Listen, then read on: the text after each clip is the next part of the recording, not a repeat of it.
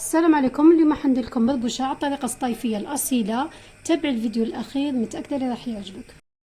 كمية مليحة من البصل يكون مرابي رقيق، كمية من الطماطم نتاع الحب مرابية أيضا ولا مرحية، شوية ثوم، كاين البربوشة ما يديرش فيها الثوم حنا نديرو، فلفل أحمر، كزبر، طماطم مصبرة، فلفل أسود، توابل كثري شوية. الأطباق التقليدية عامة يشتيو التوابل، يشتيو البصلة أيضا. الطماطم المصبرة كان اللي ما يديرهاش في المرحلة الأولى تاع تتبيل اللحم أو الدجاج أو العصبانة عامة، يقولوا لك باه ما يكحلش اللحم، مي أنا ما لاحظتش بأنه يكحل، نديرها نورمال باه تجي بنينة. زيت،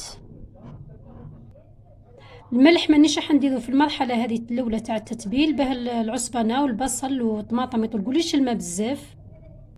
نخلطو كلش مع بعضاه، من بعد نديرو العصبانة تاعنا ولا كيما قلنا اللحم ولا الدجاج، الشي اللي حبيتي ديريه. زيدي خلطي العصبانة في التتبيلة باه تشرب التتبيلة مليح. مرحلة التتبيل هذه تقدري تستغني عليها، تقدري مباشرة تبليها وتطيبيها مباشرة، بصح كي تخليها تبات ولا تخليها على الأقل ساعتين أو 3 راح تجي أبن. أنا دوك غطيتها بالفيلم ونديرها في الثلاجة ونخليها تبات ليلة كاملة.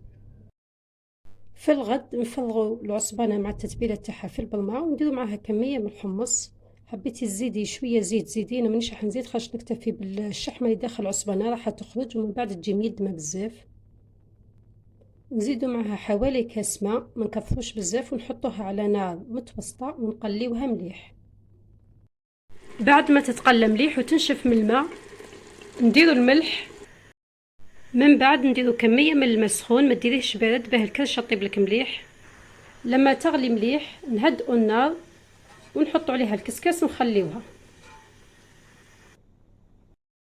بعد 20 دقيقة ولا نصف ساعة نلوحو الخرشف، الوقت اللي تلوحي فيه الخضار على حسب الخضار تاعك، إذا شفتيها ماهيش طيبة والله يابسة شوية لوحيها من الأول.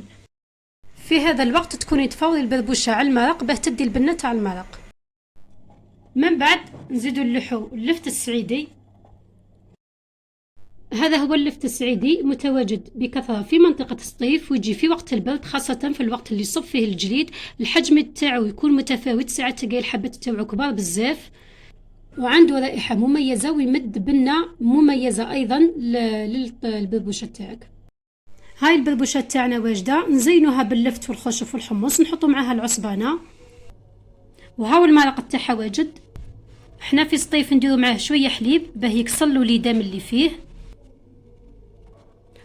الحليب ما تكثريلهاش بزاف حق ما يكسل ليدام فقط، ونسقيوها ونقدموها مع اللبن، اختياري طبعا، بصح في الصيف ديما يشربوها مع اللبن والزيتون المرقد.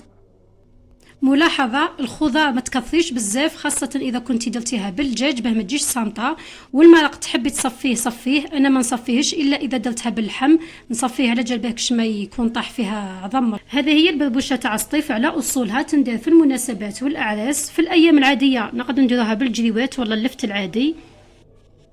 طبق تقليدي صيفي جزائري أصيل، نتمنى يكون عجبكم وشهية طيبة.